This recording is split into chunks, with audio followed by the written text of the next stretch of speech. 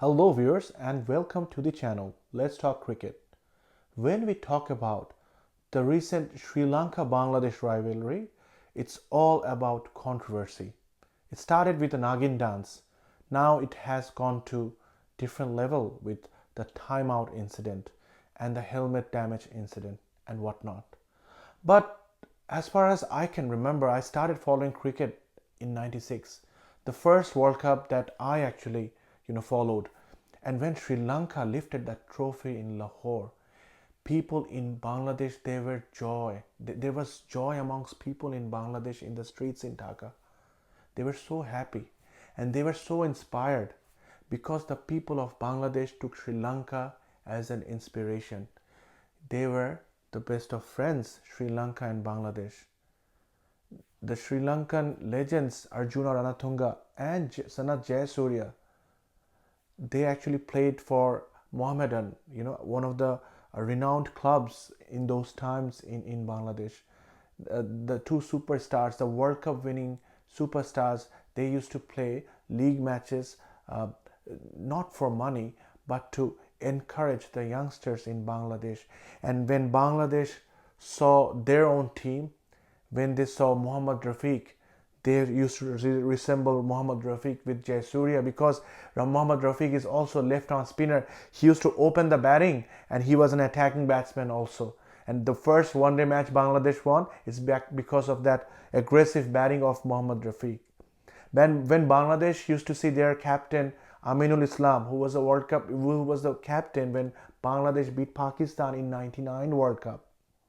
So we used to resemble Aminul Islam with Aravinda De Silva because of they were both dependable middle order players and good off spin bowlers. And when we also used to resemble Akram Khan with Arjuna Ranatunga, the great Arjuna Ranatunga, the great captain, not because of their cricketing skills, but more so because of their physical appearance.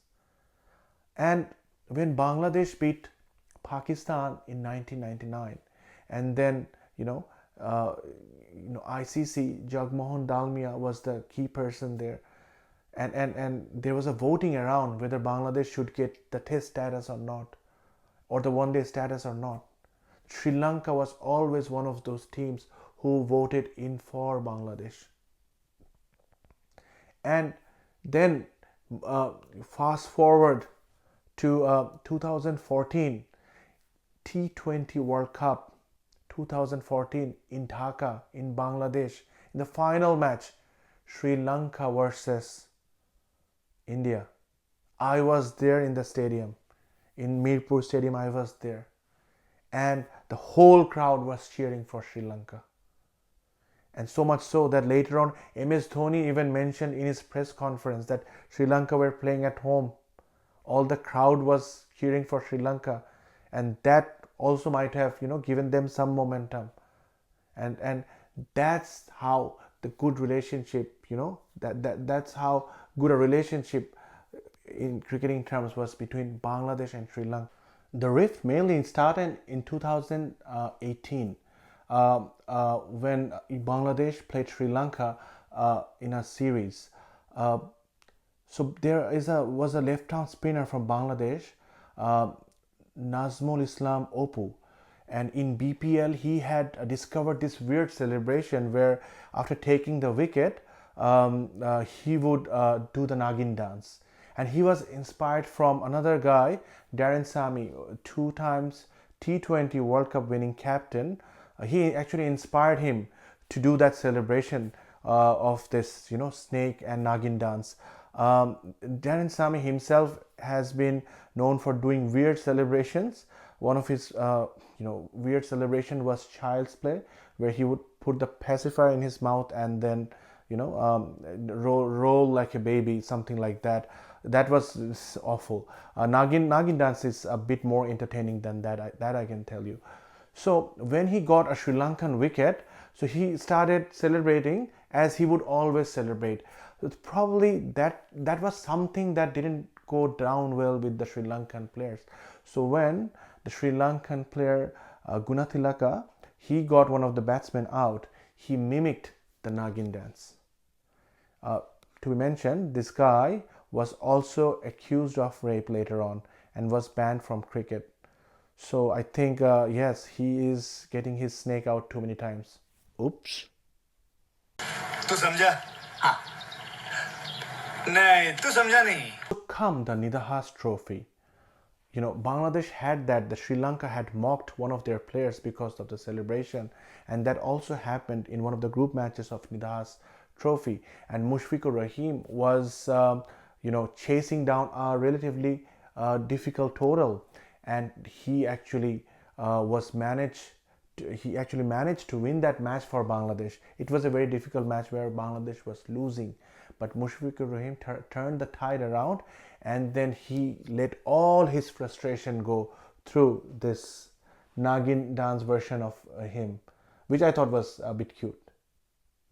And then in the penultimate match, where one of the teams needed to win to go to the final, the Sri Lankan players were in commanding position, and every time they would go to a commanding position, they would mock the Bangladeshi players with their movements and Nagin dance. And not only the players, all the audience in the stadium also, they were also mocking the Bangladeshi players. So it was the whole Sri Lanka Colombo at that, against those 11 Bangladeshi players. And then what happens? Then at crucial juncture of the match, the last over, Bangladesh needed 12 runs, and then there were two bouncers which were very controversial, and probably Bangladesh were unlucky, to be honest, because they were not called no ball or wide, the second ball. Shakib Al Hasan came and asked the team to get off the field, and in that case Bangladesh would be forfeiting the match. But the manager Khalid Mahmood told everybody to come into their senses and finish the match off. And Mahmudullah then hit a brilliant six to shut all the Sri Lankan crowd and players, and the whole Bangladesh team celebrated with Nagin dance. And then the fans also in the streets of Dhaka celebrated the Nagin dance, and that started the rift between Bangladesh and Sri Lanka. So for over the years, whenever one team used to win over the other, they used to celebrate with Nagin dance. In 2022 Asia Cup as well, Sri Lanka celebrated with Nagin dance when they beat Bangladesh again in a very close match. Now come 2020 World Cup, 2023 World Cup, where both the teams were so much expected of both the teams, but both the teams disappointed that were common in Bangladesh and Sri Lanka, so much so that it had come to the number 8 place, so that the other team has qualification chances, direct qualification chances to the Champions Trophy 2025. So these two were down and out badly, but the one spot was still open for Champions Trophy 2025, and Sri Lanka and Bangladesh were to fight it out. And Shakib Al Hasan, because the controversy with what he left Bangladesh regarding the outcasting of Tamim Iqbal and the team not delivering, putting faith in the wrong players, so he was in tremendous pressure, and Shakib Al Hasan was absolutely desperate. So when he got that opportunity, then Shanto, who Bangladesh has now appointed the captain in all three formats, he comes to Shakib and says that if you appeal, Matthews has actually surpassed his time. He can actually be timed out.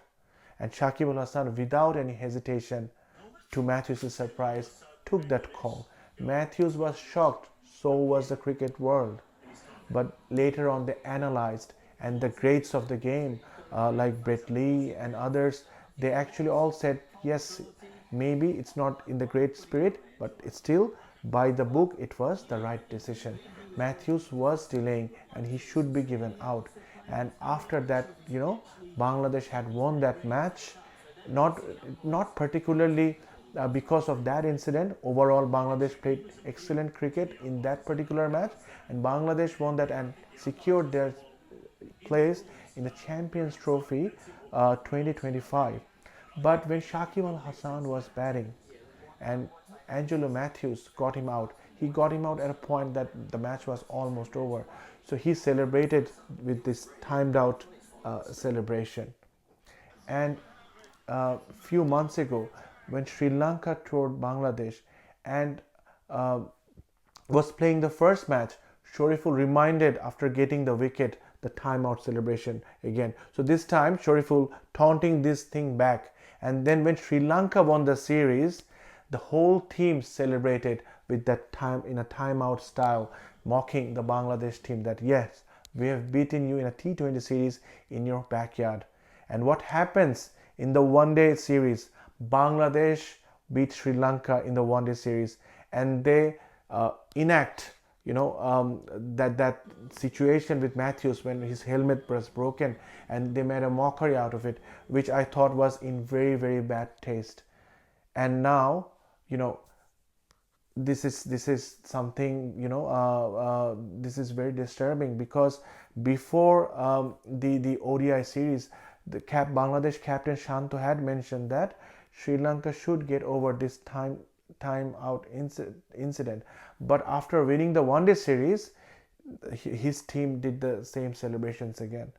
So this is going back and forth. So I actually wanted to do this video one day prior to the Sri Lankan Bangladesh match, because as a preview to the match, but apologies for uploading this video very late. The match is going to start in few hours, and it needs to be seen more than the cricket itself. What drama unfolds here. It's like you're also watching a soap when it's Bangladesh and Sri Lanka nowadays, from good friends to the worst of enemies. I really hope that this match people will remember for the good performances. I really hope that Bangladesh puts up a good performance and win the match. And even if Sri Lanka puts up a good performance and wins the match, then so be it. But don't want to see any more drama, any more controversies. Just want a good match of cricket. And certainly I do not expect Mr. Sunil Gavaskar to do that ever again.